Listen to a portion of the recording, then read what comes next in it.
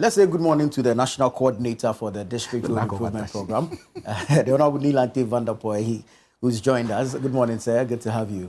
Good morning. You came at the right time. We're discussing Ablekuma North and the decision of the EC to rerun the election in 19 polling stations in the constituency. Now, there's concern, out of which concerns are stemming calls for a reform or reforms. One has to do with the decision to rerun and the precedent it sets that anyone at all during future elections can create whatever chaos and demand a rerun. And then there's also the other concern that if the scanned pink sheets are admitted, then people can also engage in violent acts, claim that they've lost original copies, and present pink sheets during elections, scanned pink sheets during elections. So how does the EC deal with this matter?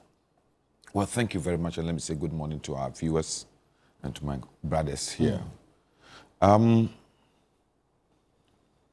me say we've all come to a conclusion that we must have reforms as far as the EC's job is concerned. I've particularly not been happy with the way the EC has conducted elections in this country for some time now, especially when it comes to 2020 and 2024 elections. We won 2024 elections massively, but still there were a lot of challenges that all of us agree fall on the doorstep of the EC. And the consequences of every election in any country cannot be taken for granted. Yeah. And it's important that as a people, we try and shaping out the most credible way we can have elections, that the outcome will be acceptable to all the stakeholders. And I said, any reform that is aimed at strengthening our institutional structure at the EC and also making the EC become more credible is welcome. And as such, the EC itself must also begin to look at the way it's done its things in the past and see whether there are any empirical evidences to show that they've not really done their work as expected. When it comes to Ablekuma North, let me first say that no constituency in this country is a preserve of any political party. Yes.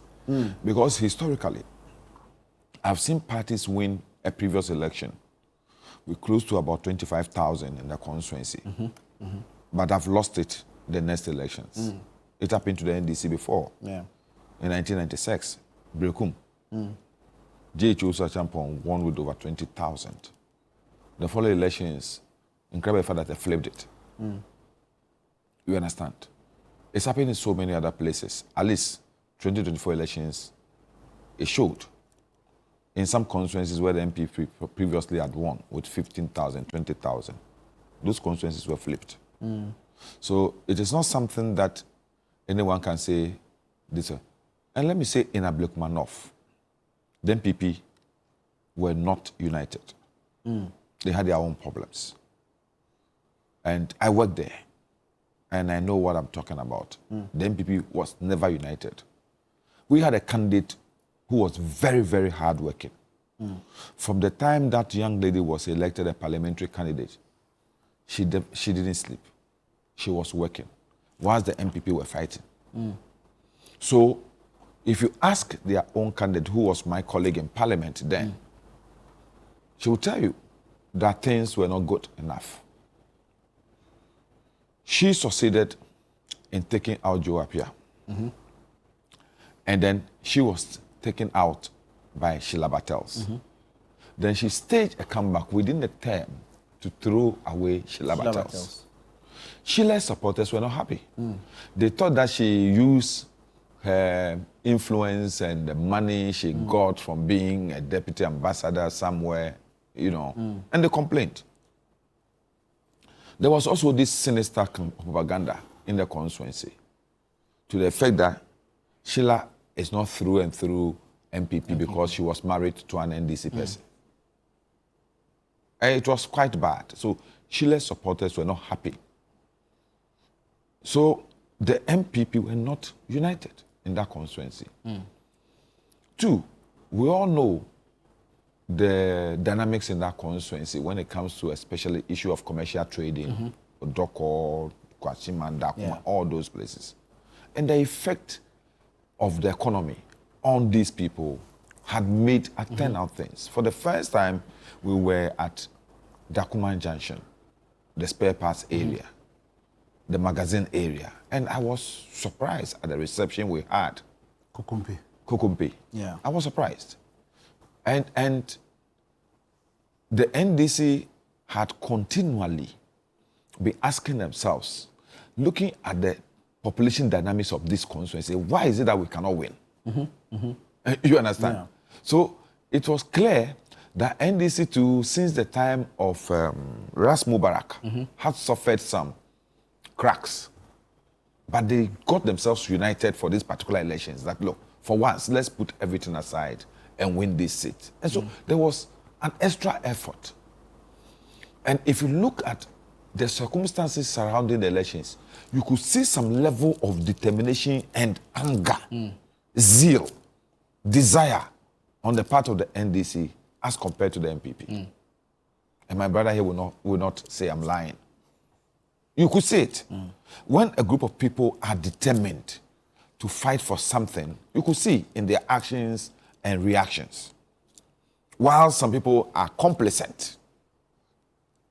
So I didn't see anything different from what I expected before the election. So when the results came in, I was particularly happy that the NPP today in Ablekuma North, the accounts or the guns will say, Amempele draw. Instead of asking about what's the difference. Yeah. You understand? It's like some days ago when House of Folk have a match with maybe Bewa United. You ask of the score, and not who won. Because it's obvious who the winner is. Yes. Yeah. That's the situation today. So I sit here and I say that the only reason why the NPP are taking this stand of not accepting to have the elections run in the 19 polling stations because they can foresee defeat. But not because of the EC shifting goalposts on the matter. When you look at the situation, the scenario that you yourself narrated, are you expecting the NDC to renege on their stand and say that we allow the declaration with the scanned copies of pink sheets? No. No, it's not something that...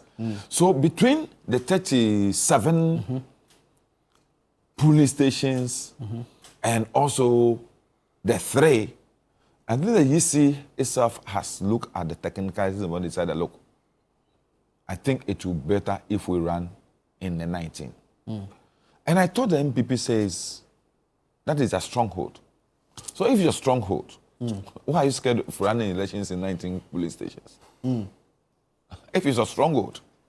And when I look at the police stations and I went back to the results, I've seen that some of them, almost close to 10 of them, have been police stations the NPP have been winning very massively. So I don't see their problem. I think to bring finality to the issue of Ablekuma North and stop punishing the two ladies, because the two ladies are going through a lot of emotional stress. Yeah. You understand? Yeah. They've gone through very difficult elections. All that happened aside, it's been almost 6 months down the line. Yeah. And they don't know where, they don't know their faith. They don't know their tomorrow. And I think we are all not being fair to the two. Especially my sister, Ekefri, who was also bereaved, lost the husband a year or two before the elections, you know. And the young lady, look, as a young lady, her future is virtually now, let me say, undecided as to where she's going from here. She's been lost. She doesn't know what to do because she stopped her job, committed herself into these elections, for which outcome is still being fought over. So I think the two parties, we must all grow up, sit down. The EC has come out with a particular decision. Let's go.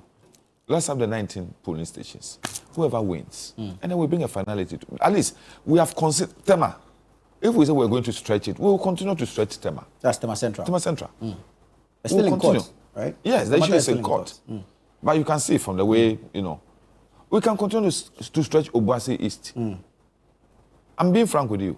Because Obuasi East, there was a declaration. There was a declaration in the presence of the NPP parliamentary candidate, who was the incumbent MP. You understand? We could stretch it. We could stretch in Sawam, Adwajiri. You understand? But, you see, sometimes there must be an end to litigation. And where we've gotten to, I would say, in the interest of the two ladies, and to bring peace to all of us as a country and build forward. Because that one seat will not significantly change the NPP's position in Parliament. You understand? It will not change the NDC's position in Parliament. Indeed. It won't. So, if the EC has determined that this is a middle way in order to bring peace, let's go have these elections and be done away with.